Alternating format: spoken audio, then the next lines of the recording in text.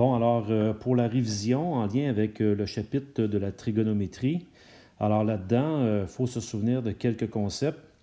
Dans un premier temps, que ça fonctionne avec un triangle rectangle. Et lorsque nous sommes dans un triangle rectangle, on sait qu'on peut faire un sinus, un cosinus ou un tangente. Je vous rappelle la phrase clé pour se souvenir de chacune des formules. On avait la fameuse phrase SOHCAHTOA. Le SOHCAHTOA se divise en trois morceaux. Donc le sinus, c'est pour l'opposé sur l'hypoténuse. Le cosinus, c'était l'adjacent sur l'hypoténuse. Et le tangente, c'était opposé sur adjacent. Donc ça fonctionne lorsque nous voulons faire des recherches de mesure dans un triangle rectangle. Et on peut aussi faire le même principe lorsque je cherche un angle. À ce moment-là, je vais faire, on se souvient bien, sin moins 1, cos moins 1 ou tan moins 1, tout dépendant de la situation. Également, dans ce chapitre-là, dans certaines situations, vous allez avoir que du texte et vous allez devoir représenter ce qui se passe. On se souvient qu'à ce moment-là, ça se pourrait qu'on me parle d'angle d'élévation et d'angle de dépression.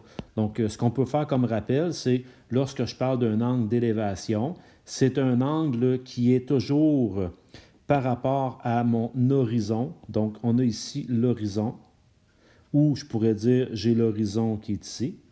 Et lorsqu'on me parle, par exemple, d'un angle d'élévation, eh bien, ça correspond à l'angle avec lequel je vais élever mes yeux. Donc, c'est l'angle qui est ici. Alors qu'un angle de dépression, c'est je suis placé plus haut qu'un objet et c'est l'angle avec lequel mes yeux vont descendre, toujours par rapport à la ligne d'horizon. Donc, j'ai ici un angle de dépression et j'ai ici un angle d'élévation. Je vous rappelle que ça sera utile lorsque vous serez dans un texte et que vous aurez à représenter des choses. C'est sûr que si mon triangle n'est pas nécessairement rectangle, comme le triangle que vous pouvez voir ici, donc ce fameux triangle-là, le triangle ABC qui est ici, n'est pas nécessairement un triangle rectangle. À ce moment-là, on a ce qu'on appelle la loi des sinus, qui est toujours que le côté opposé au sinus de l'angle, bien à ce moment-là, je peux faire des produits croisés. Par exemple, je peux dire que A sur sin de A égale B sur sin de B. Donc, quand je vais regarder dans votre dessin, A sur le sinus de son côté opposé égale B sur le sinus de l'angle opposé, et même chose avec C.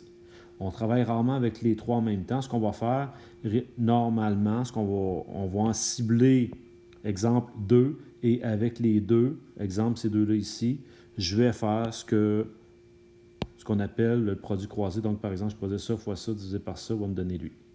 Mais bien sûr, j'écris mes calculs. Petite note qu'il faut se souvenir, si jamais l'angle que je cherche est un angle obtus, on fait attention, le sinus moins 1 va tout le temps me donner mon angle aigu. Donc, si jamais je cherche un angle obtus, je dois faire à ce moment-là mon 180 degrés moins l'angle que j'ai trouvé avec ma calculatrice.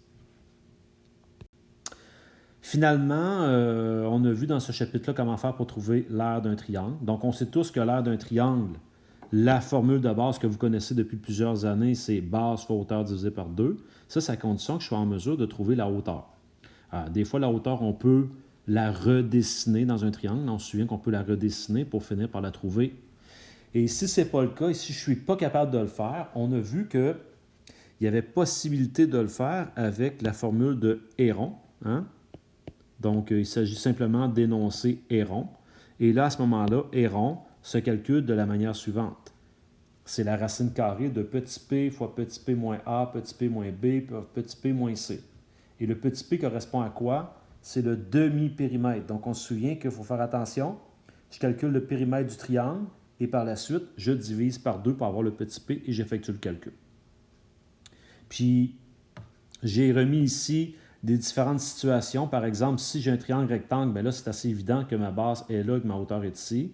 Un triangle quelconque, à ce moment-là, ma base est ici, ma hauteur est à l'intérieur. Mais si jamais je voudrais faire la hauteur d'un triangle placé comme ici, on se souvient que la hauteur doit être à l'extérieur parce qu'elle doit arriver perpendiculairement à la base et ça, c'est la seule possibilité. Donc, à faire attention dans certaines situations. Bon, alors on arrive à nos exemples.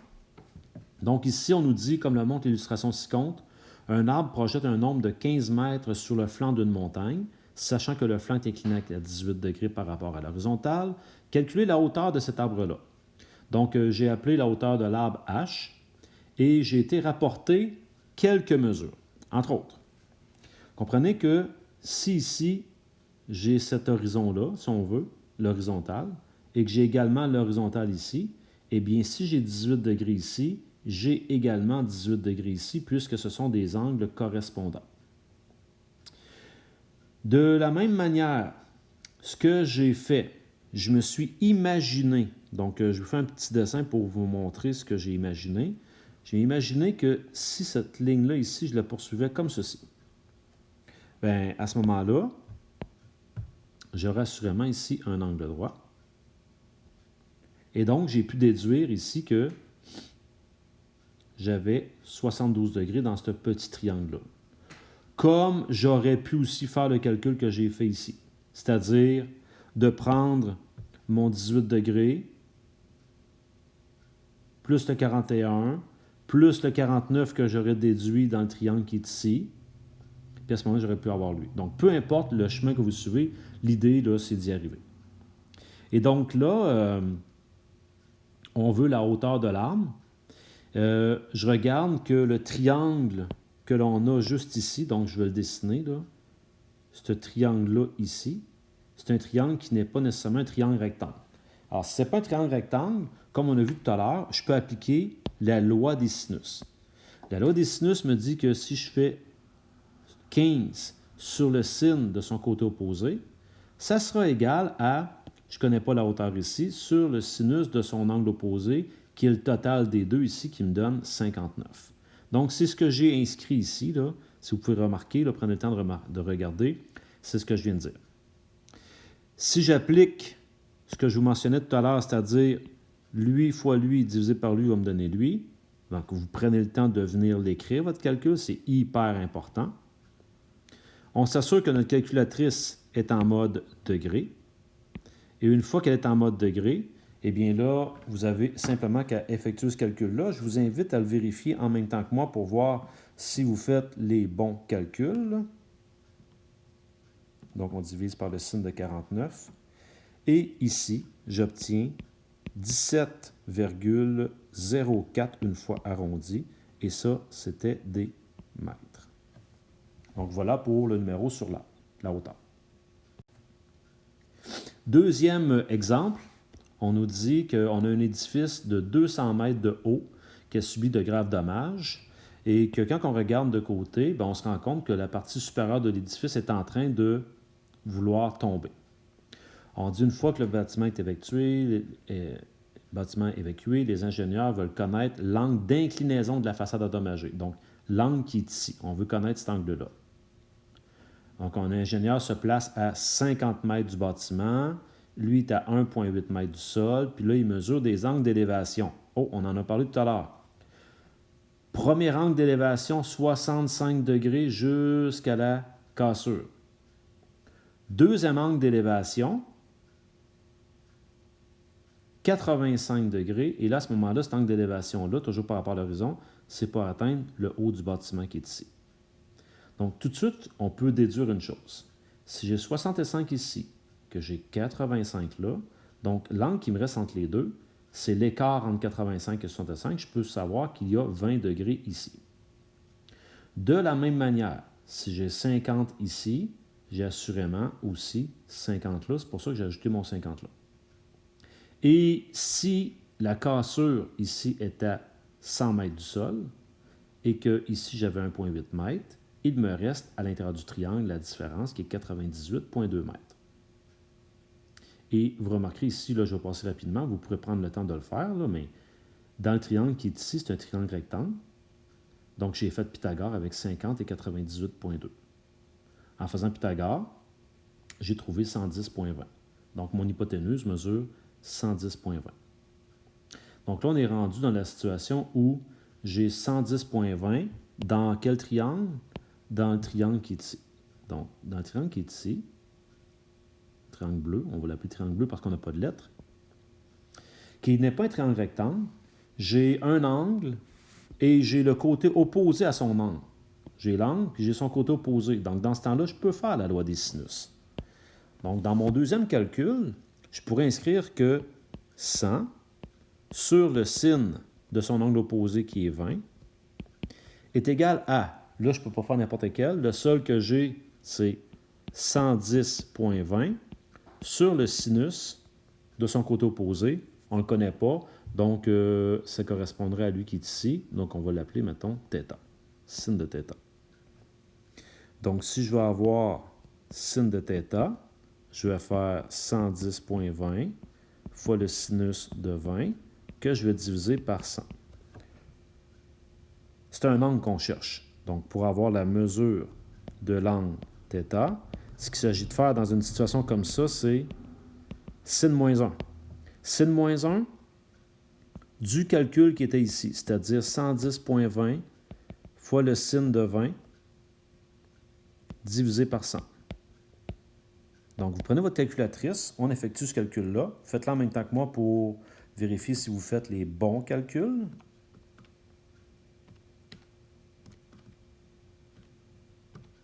On n'oublie pas de faire le sin moins 1 de notre réponse.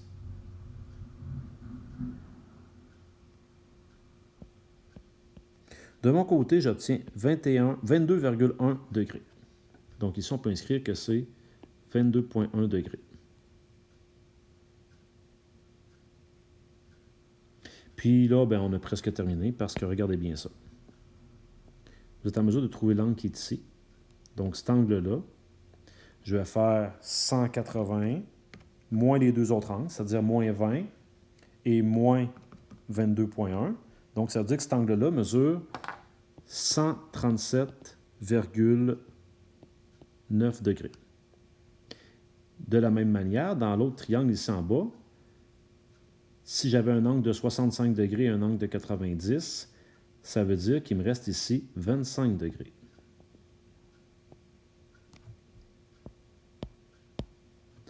Donc, 25 degrés.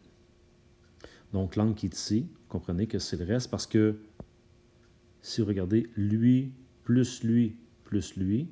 ça ici, ça doit me donner 180 degrés. Donc, pour avoir l'angle qui est ici, ce que vous allez faire, c'est 180 degrés moins 137,9 moins 25 et vous devriez avoir l'angle de la cassure. J'effectue le calcul en même temps que vous. Ce qui nous donne un angle de 17,1 degrés. Donc ça, c'est l'angle d'inclinaison de la cassure de l'édifice. Très bien. Dernier numéro. Donc c'est un numéro ici que j'ai fait beaucoup de calculs déjà pour vous. Je vais les commenter parce que ce sont des calculs que vous allez être capable de faire. Donc on nous parle des courtes pointes. Donc une courte pointe, c'est plein de motifs qui sont comme cousus ensemble. On nous dit, voici un motif de courte pointe carré et on nous dit qu'elle a 10 cm de côté. Donc, tout de suite en partant, si elle a 10 cm de côté, je vais me servir de ce principe-là pour aller déduire tout de suite des mesures. Entre autres, si j'avais 3 ici, ça veut dire qu'il me reste ici 7 pour ce côté-là. De la même manière, si j'ai 7 ici, ça veut dire qu'il me reste 3 ici. Et là, on nous demande de déterminer la surface occupée par les deux triangles noirs. Celui-là et celui-là. On me dit même qu'on me donne un indice, tu peux tracer la diagonale CI. Je l'ai déjà tracée, elle est ici. Bon. Premier calcul, là, je vous en montre quelques-uns qui sont hyper simples. Vu que c'est un carré, hein, on nous dit que c'est une courte pointe carré, ça veut dire que je suis assuré que j'ai un angle droit là, j'ai un angle droit ici, même chose, j'ai un angle droit ici, puis j'en ai un ici. Donc là, j'ai pu faire des Pythagore à plusieurs endroits. Donc, entre autres, ici, pourquoi j'ai 6,73? Bien, Pythagore, j'ai fait un calcul ici, là, C2 égale à 2 plus B2, et on a pris l'habitude, hein, cette année, on remplace avec les bonnes lettres lorsqu'on en a dans notre problème. Si on n'en a pas, on peut en ajouter. Ça, ce n'est pas un problème. Ça nous permet d'avoir une bonne communication en mathématiques. Donc, j'ai fait le calcul en remplaçant. Donc, on pouvait voir ici que BC au carré est égal à AC au carré plus AB au carré. Donc, j'ai remplacé, je fais grâce des calculs, vous êtes capable de faire ça. Vérifiez-le quand même pour voir si vous êtes capable de le faire. J'arrive à 6,73 pour ce côté-là. Bon, j'ai fait la même chose pour avoir 5,83 ici avec mon 3 et mon 5. J'ai fait la même chose ici avec 3 et 5,5 pour avoir 6,26. Ça, c'est des calculs qu'on peut obtenir assez facilement. OK? J'arrive dans le triangle qui est en noir ici. Dans le triangle qui est ici, ce que j'ai présentement, là, dans les mesures trouvées, là, j'ai 6,73 qu'on vient de trouver avec Pythagore. J'avais déjà l'angle qui est en face qui est de 39,9 et je viens de trouver 6,26. Ce qu'il faut savoir présentement, là, c'est que cette mesure-là, ici, elle n'était pas trouvée, celle-là non plus, ainsi que celle-là n'était pas trouvée. Mais ce que j'ai fait, c'est un triangle qui n'est pas rectangle, donc j'ai appliqué la loi des sinus. Je me suis dit que 6,73 sur le sin de 39,9 doit être égal à 6,26 sur le sinus de C. C'est ce que vous voyez ici. C'est ce que j'ai écrit ici. Donc là, j'ai fait 6,26 fois sin de 39,9 divisé par 6,73. C'est un angle qu'on cherche, donc pour avoir la mesure de l'angle, j'ai fait sin moins 1 de ça. Je vous laisse le vérifier. Au pire, vous faites pause sur la vidéo pour faire vos calculs. Hein? C'est une bonne chose de valider. J'ai obtenu 36,6. Donc, j'ai 36,6 ici. Et vous êtes capable de déduire comment j'ai fait pour trouver 103,5. C'est que j'ai 180 degrés dans un triangle. Et pour finir ce triangle-là, ben mon 10,20, j'ai recommencé. 6,73 sur le sin de 39,9 égale, je ne connais pas la mesure de CE, okay, de CE, sur sin de 103,5. C'est le calcul que vous voyez ici. Là, je fais grâce de la démarche entre les deux, mais il faudrait l'écrire. Mais là, moi, c'est une explication. Là. Et donc, j'obtiens 10,20 ici. Le triangle qui est ici, si je me fie juste à ce triangle-là et que je veux avoir l'aire de ce triangle-là, je me rends compte que j'ai maintenant les trois côtés. Donc, si j'ai trois côtés, tout à l'heure, je pourrais faire et rond pour trouver son aire. Très bien. On s'en vient pour faire l'autre triangle. Une information qu'on oubliait de vous donner, mais que j'ai vérifié de mon côté avec une série de calculs, on aurait pu le faire. Ce triangle-là, il est rectangle ici. Il fallait vous le donner, là. OK? Donc, s'il est rectangle, d'une manière ou d'une autre, on pouvait le valider là, avec plusieurs calculs. Là. Il fallait abaisser une hauteur, mais c'est possible d'y arriver aussi. Alors, avec ces informations-là,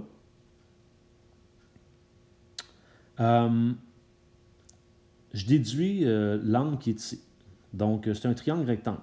Donc, ce que j'ai fait, je me suis dit, si je me place ici et que je cherche cet angle-là, je connais 3 et je connais 5.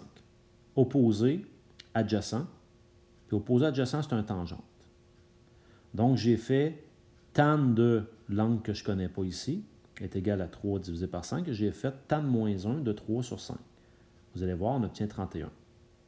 C'est la même chose que j'ai fait dans le triangle qui est ici. Encore une fois, c'est un triangle rectangle. Je peux faire sin costan. Quand je me place ici, je connais l'opposé, je connais l'adjacent. Donc, opposé adjacent, on a vu tout à l'heure que c'est un tangente. Donc, tangente de lui est égal à 4,5 sur 5. Et vu que c'est un angle, je fais tan de moins 1 de 4,5 divisé par 5. Ce qui me donne 42 degrés.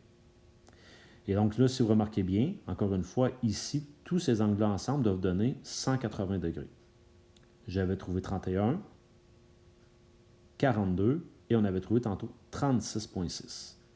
Ce qui me laisse 70,4 degrés pour l'angle qui est ici. Et donc là, ici, je suis dans un triangle rectangle. Je connais le côté ici qui mesure 2. Je pourrais même dire que je connais lui maintenant qui vaut 5,83. Je connais 70,4.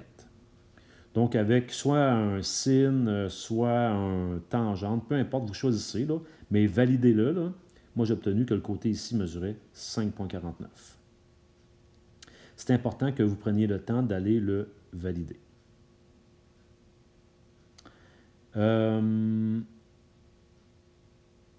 Maintenant, dans le triangle qui est ici, dans ce triangle-là, je vais mettre en marqueur jaune les seules informations que l'on a. On a 5,49 ici, on a 33,7 et on a le 7. Ça, c'est les informations qu'on avait pour l'instant. Les autres, je les ai trouvées par la banque. Donc, c'est-à-dire, lui, je l'ai trouvé par la suite. Je vais essayer de le mettre d'une autre couleur. C'est pas merveilleux, excusez. Je vais faire de quoi d'autre. En espérant que ça fonctionne bien. Donc, on va le mettre comme ça. Cette information-là et cette information-là, je les ai trouvées suite à quelques calculs qu'on va regarder ensemble. Donc, ces calculs-là, vous les avez ici. Donc, juste en dessous ici. Par exemple, pourquoi j'ai écrit 5,49 sur sin de 33,7? Bien, c'est un triangle qui n'est pas rectangle, donc je peux faire la loi des sines. Donc, 5,49 sur sin de 33,7 égale 7 sur le sin de l'opposé. Vous effectuez vos calculs, faites sin moins 1, j'ai trouvé 45 degrés. Maintenant, si j'ai 45 degrés, que j'ai 33,7, je déduis du 180, je peux obtenir 101,3. Et j'ai recommencé, 7 sur le sin de 45 égale, je ne connais pas ce côté-là. En passant, vous remarquerez que j'ai ajouté la lettre J pour bien nommer mes côtés. Peu importe la lettre, mais l'important, c'est d'y arriver. Donc, JH sur le sin de 101,3. Vous avez le calcul qui est ici. Produit croisé, j'obtiens 9,71 pour ce côté-là. Encore une fois, le triangle qui est ici, notre deuxième triangle, on a 7, 5, 9,71 et 5,49. J'ai les trois côtés, je pourrais faire et rond. Donc, j'y arrive maintenant. Je prends le temps d'identifier le triangle BCE. Et par et rond, bien là, j'ai fait son périmètre. J'ai calculé les trois côtés de ce triangle-là. J'ai pris le temps de le diviser par 2 pour faire son demi-périmètre. Et j'ai appliqué la loi de Héron qu'on a vue au début du document. Donc là, la loi de Héron, j'ai effectué avec tous mes côtés. Prenez le temps de faire ce calcul-là, validez-le parce que souvent, il y a des petites erreurs de calcul qui peuvent se glisser ici. C'est important de valider que individuellement, vous êtes capable de le faire. Et je suis arrivé à 20,49 cm². J'ai fait la même chose avec l'autre. Je vous invite à faire la vérification là, avec les mesures de l'autre triangle, le triangle HIJ. Puis donc, ça fait un total de 39,31 quand j'additionne les deux aires ensemble. Donc voilà, vous avez maintenant les incontournables qu'on vous a ciblés dans ce chapitre-là. Prenez le temps de bien les effectuer. Puis si jamais vous avez des difficultés supplémentaires, bien, il n'est pas interdit d'en faire un peu plus, d'aller piger dans les autres numéros de façon à bien maîtriser ce chapitre-là.